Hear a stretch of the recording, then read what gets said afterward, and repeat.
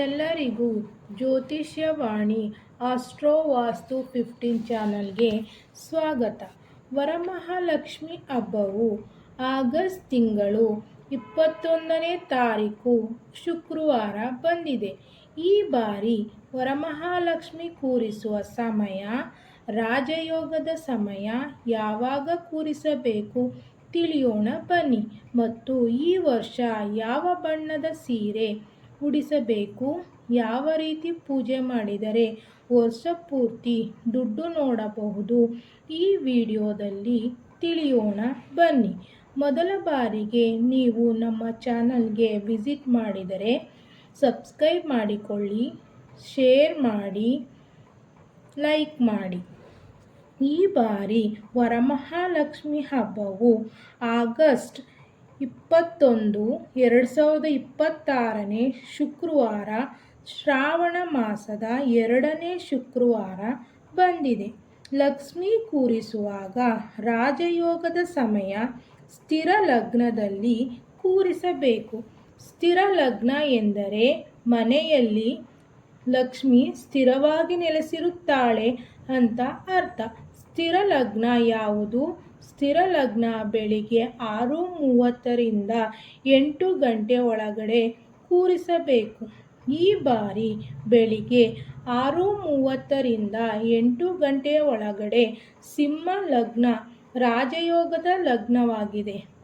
ಈ ರಾಜಯೋಗದಲ್ಲಿ ಕೂರಿಸಿದರೆ ವರ್ಷ ಪೂರ್ತಿ ನಿಮ್ಮ ಮನೆಯಲ್ಲಿ ದುಡ್ಡೇ ದುಡ್ಡು. ಸ್ಥಿರ ಲಗ್ನದಲ್ಲಿ ಲಕ್ಷ್ಮಿಯನ್ನು ಕೂರಿಸಿ ನೋಡಿ. ಮತ್ತೆ ತಾಯಿ ವರಮಹಾಲಕ್ಷ್ಮಿಗೆ ಇಷ್ಟು ವರ್ಷಗಳಿಂದ ಬಣ್ಣ ಬಣ್ಣದ ಸೀರೆಗಳನ್ನು ಉಡಿಸುತ್ತಾ ಬಂದಿದ್ದೀರಾ. ಆದರೆ ತಾಯಿ ಮಹಾಲಕ್ಷ್ಮಿಗೆ ಹಚ್ಚ ಹಸಿರು ಸೀರೆಯನ್ನೇ ಉಡಿಸಿ ನೋಡಿ. ಖಂಡಿತವಾಗಲೂ ವರ್ಷ ಪೂರ್ತಿ ಸಂಪತ್ತು ಖಂಡಿತವಾಗಿಯೂ ಕೂಡಿ ಬರುತ್ತದೆ. ಇಷ್ಟಾರ್ಥಗಳು ನೆರವೇರುತ್ತದೆ. ಅಂದುಕೊಂಡದ್ದು ಎಲ್ಲ ಆಗುತ್ತದೆ. ಹಾಗೂ ದೇವಿಗೆ 5 ಬಗೆಯ ಹೂಗಳು, ಹಸಿರು ಬಳೆ, ಅರಿಶಿಣ, ಕುಂಕುಮ, ನಿಮಗೆ ಅನುಕೂಲವಾಗುವ ರೀತಿ ಅಲಂಕಾರವನ್ನು ಮಾಡಬೇಕು. ಯಾವ ರೀತಿಯ ನೈವೇದ್ಯಗಳನ್ನು ಇಡಬೇಕು ಎಂಬುದನ್ನು ತಿಳಿಯೋಣ ಬನ್ನಿ. ಮೊದಲನೆಯದು ಮೊಸರನ್ನ.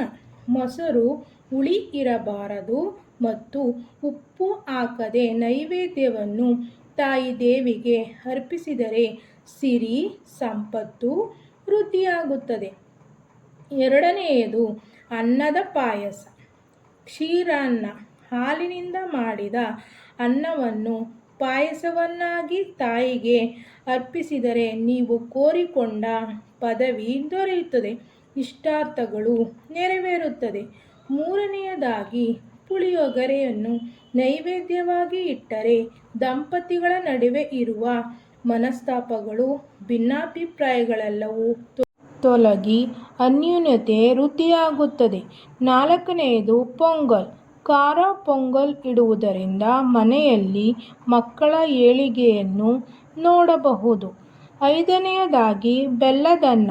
ತುಪ್ಪ ಮತ್ತು ಬೆಲ್ಲವನ್ನು ಹಾಕಿ ಮಾಡಿದ ಬೆಲ್ಲದನ್ನ ಅರ್ಪಣೆಯನ್ನು ಮಾಡಿದರೆ ಆರೋಗ್ಯ ಮತ್ತು ದೀರ್ಘಕಾಲಿಕ ಅನಾರೋಗ್ಯದಿಂದ ಮುಕ್ತಿ ಸಿಗುತ್ತದೆ. ಮತ್ತು ಪೂಜೆಯ ನಂತರ ಮುತ್ತೈದೆಯರಿಗೆ ಬಾಗಿನ ನೀಡಿ ಅರಿಶಿಣ ಕುಂಕುಮ ಕೊಟ್ಟು ಆಶೀರ್ವಾದವನ್ನು ಪಡೆದುಕೊಳ್ಳಬೇಕು. ನಂತರ ತಾಯಿಗೆ ಬೆಲ್ಲದ ಆರತಿ, ತುಪ್ಪದ ಆರತಿ ಹಾಗೂ ನಿಂಬೆಹಣ್ಣಿನ ಆರತಿ ಹಾಗೂ ಅರಿಶಿಣದ ಆರತಿಯನ್ನು ಮಾಡಬೇಕು.